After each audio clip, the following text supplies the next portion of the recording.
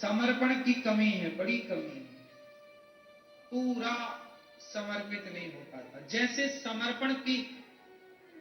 समर्पण का उदाहरण बताऊं, महाभारत का जब युद्ध हुआ तो अर्जुन ने क्या किया, अपने कृष्ण को अपने रथ का सारथी बना दिया। हमें नहीं पता कि जाना कहां है, अब रथ घोड़ों की लगाम आपके पास है, जहां ले जाना चाहो। यह है समर्पण। अर्जुन ने जो किया वो समर्पण था। समर्पण क्या है कि चाबी ही पकड़ा दो भगवान को, लगाम ही पकड़ा दो भगवान को, ड्राइवर ही बना दो भगवान। अब आप ड्राइवर हो, आप जानो। इसलिए देखो, आपने देखा होगा यहां गौर नहीं किया, कर लो, गौरी गोपाल आश्रम में देखो, यहां भी ये दास अनिरुद्ध पीछे बैठता है, आगे हमारे ठाकुर जी रहते हैं। सही है, हमें पता है प्रभु हम आपके पीछे हैं। अच्छा ये बताओ, अर्जुन आगे थे कि पीछे थे? बोलो। कृष्ण कहां थे? आगे। अर्जुन कहां थे? जीत गए कि नहीं? जिस दिन आप अपने जीवन की यात्रा में, जीवन की गाड़ी में आगे भगवान को कर दोगे, खुद पीछे हो जाओगे, उस दिन आप जीत जाओगे। आप परेशान तब हो जाते हैं, हार तब जाते हैं जब आप स्वयं को आगे करते हैं और भगवान को भूल जाना ही भगवान को पीछे करना है, भगवान को याद रखना ही भगवान को आगे करना है। आज भी सब कुछ देखा जाता है मेरी मां। अभी देखो महाराष्ट्र में चुनाव हुआ, एकनाथ शिंदे जी जब मुख्यमंत्री बने, उसके बाद एकनाथ शिंदे जी ने गाय को राज्य माता का दर्जा दिया। बोलो हाँ, गाय को राज्य माता का दर्जा महाराष्ट्र में एकनाथ शिंदे जी ने दिया। उसके पहले एकनाथ शिंदे जी को उनकी कोई पार्टी भी नहीं थी बढ़िया, एक सीट नहीं थी उनकी खुद की, लेकिन गाय को राज्य माता बनाते ही आज उनकी 50 के लगभग सीटें हैं। इतने बड़े नेता बने के उभर कर आए, किसकी कृपा से? गाय।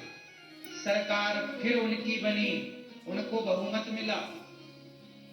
यदि हमारे देश के नेता गाय की शक्ति पहचान गए होते तो एकनाथ शिंदे जी ने यदि गाय को राज्य माता का दर्जा देकर बूचड़ खाने, कसाई खाने बंद करवाए और गाय का सम्मान बढ़ाया, ऐसा ही भारत का प्रत्येक मुख्यमंत्री करे तो गाय को राष्ट्र माता बना दिया जाए। लेकिन लोग ने करते नहीं। अब तो करना चाहिए। देखो गाय की कृपा क्या होती है, एकनाथ शिंदे जी से पूछ लो।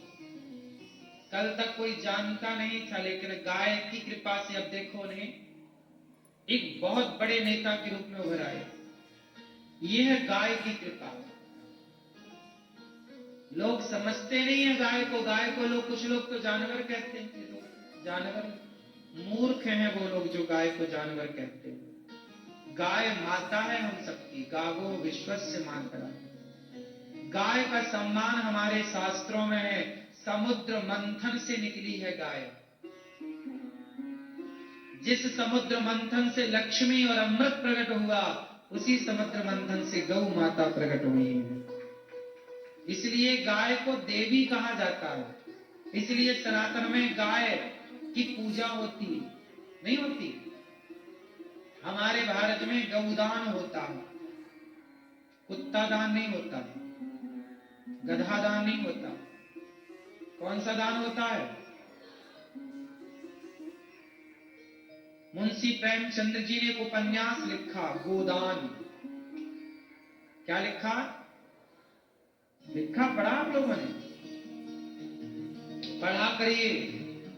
मुंशी प्रेमचंद्र जी ने जो ये लिखा है ना, उनके लिखने में उस जमाने की तस्वीर है भारत की, उस जमाने में भारत कैसा था, सारी तस्वीर लिखकर है। तस्वीर पढ़ोगे तो आपके आंखों में आएगी कि वाह ऐसा था हमारा देश। गोदान मुंशी प्रेमचंद जी ने लिखा है गोदान, गाय के बारे में हंसना। गाय की बड़ी महिमा हम क्या बताएं आपको। स्वयं जगत के पालनहार श्री कृष्ण को आकर के गाय के भगवान गैया के थन में मुंह लगा के बछड़े की तरह दूध पीते थे। आज वो गाय देखो, लोग गाय को डंडे से मार रहे हैं, गाय का कोई सम्मान नहीं कर रहा है आजकल।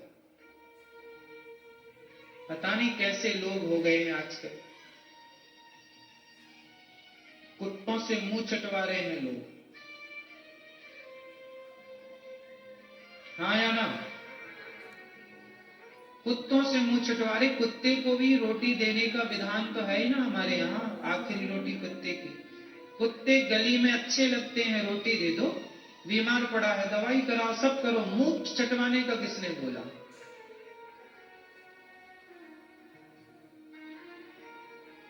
क्यों?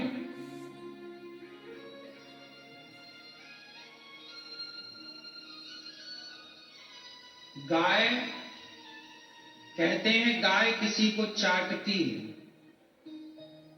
तो गाय जिसको चाटती है तो तब चाटती है जब गाय आप पर प्रसन्न होती है। गाय चाटती है मतलब वो आपको आशीर्वाद दे रही है। आप गाय को बढ़िया खवाओ, सेवा करो, फिर गाय के पास बैठना तो गाय आपको प्यार से चाटेगी। वो चाटती क्यों है? जैसे बछड़े को चाटती है, वो एक प्यार है। गाय का ये प्यार करने का तरीका है। गाय अपने बच्चे को कैसे प्यार करती है? गाय बछड़ा या बछिया को कैसे प्यार करती है?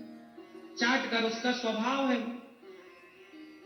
तो गाय का चाटना उत्तम है, कुत्ते का चाटना उत्तम नहीं है। इसलिए गावो विश्वस्य मातरा, गाय सबकी माता। खूब सेवा करनी चाहिए गौ माता की। हम तो बहुत बहुत साधुवाद देते हैं एकनाथ शिंदे जी को, जीत की खूब खूब बधाई दे रहे हैं, क्योंकि आपने वो काम किया जो आजाद भारत के किसी नेता ने नहीं किया, वो एकनाथ शिंदे जी ने किया।